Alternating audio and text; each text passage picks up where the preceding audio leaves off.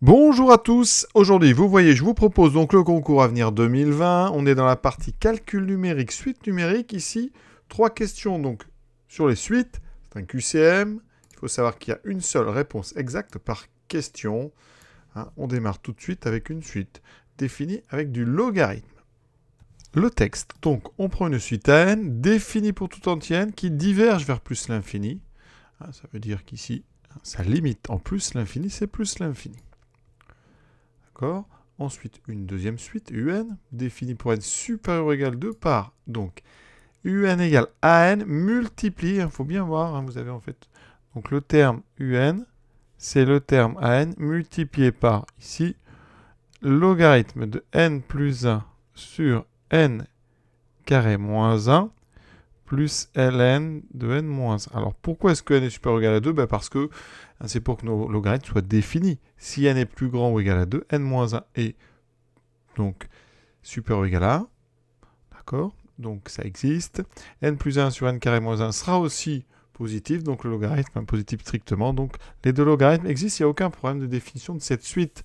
Alors on vous demande, voilà, cette suite un, est-ce qu'elle diverge, est-ce qu'elle converge ? Donc ça paraît comme ça très compliqué. Mais vous savez donc ici que an tend vers plus l'infini.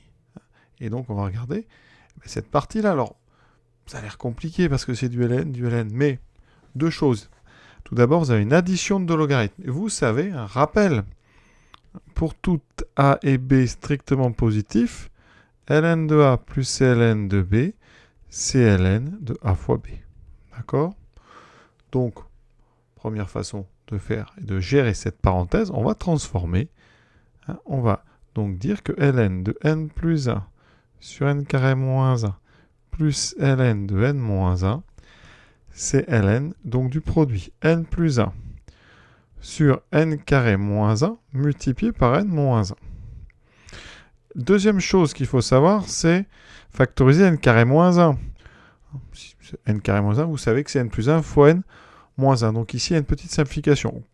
Alors, si vous n'avez pas vu la factorisation, en haut, vous avez n plus 1 fois n moins 1. Et si vous développez n plus 1 fois n moins 1, identité remarquable, vous tombez exactement sur n carré moins 1. Et donc, en simplifiant, vous voyez qu'ici, il vous reste donc ln de 1. Et ln de 1, ça vaut 0. Donc, en fait, cette suite, eh bien, effectivement, la parenthèse vaut toujours 0. C'est même pas tend vers 0. Ça veut dire qu'ici, vous n'avez même pas besoin de regarder les limites.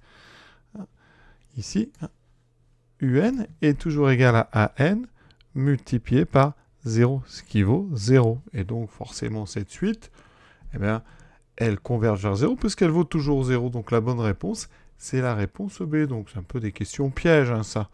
Vraiment, il faut bien comprendre que cette parenthèse ici, eh bien, elle vaut tout simplement toujours 0.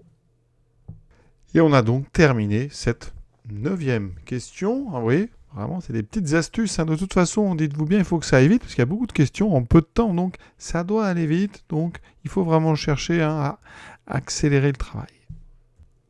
10e, donc, toujours des suites. Une suite définie pour tout entier n par donc u0 strictement positif et un plus 1. Donc là, c'est une suite définie par récurrence. un plus 1.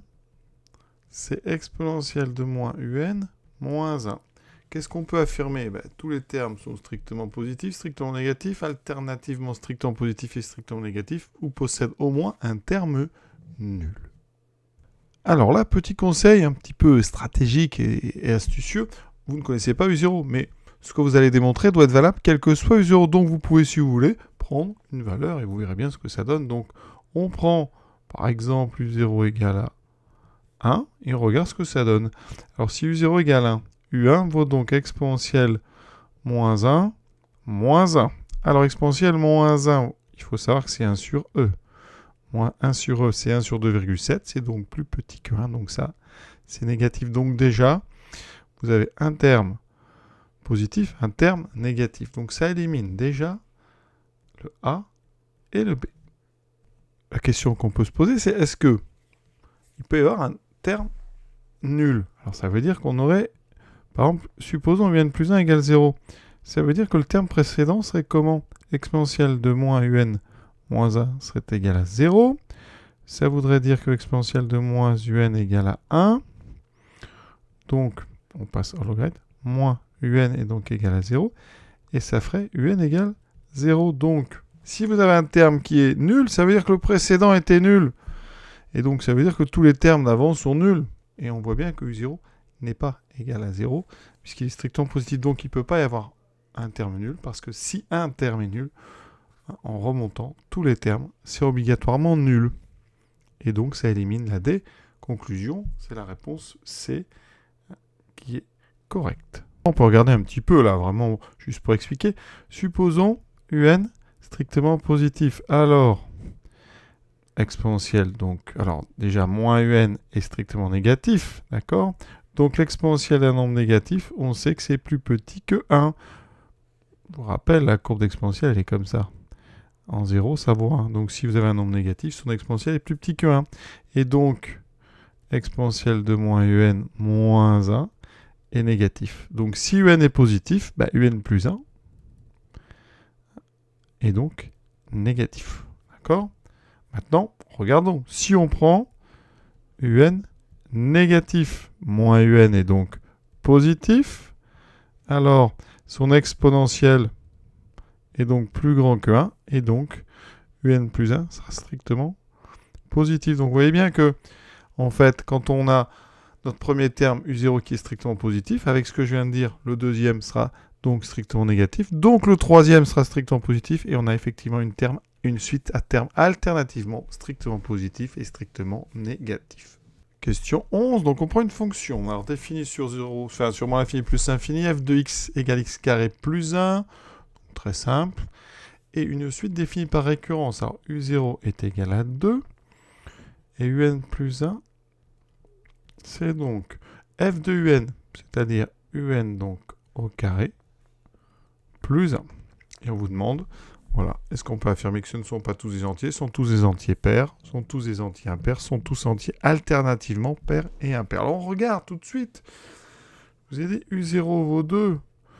Donc u1, c'est donc 2 au carré plus 1, ça fait 5. Donc déjà, ils ne sont pas tous des entiers pairs. Vous pouvez déjà rayer la B. Ils ne sont pas tous non plus impairs parce que bah, u0 vaut 2. Donc déjà, il ne reste pas grand-chose.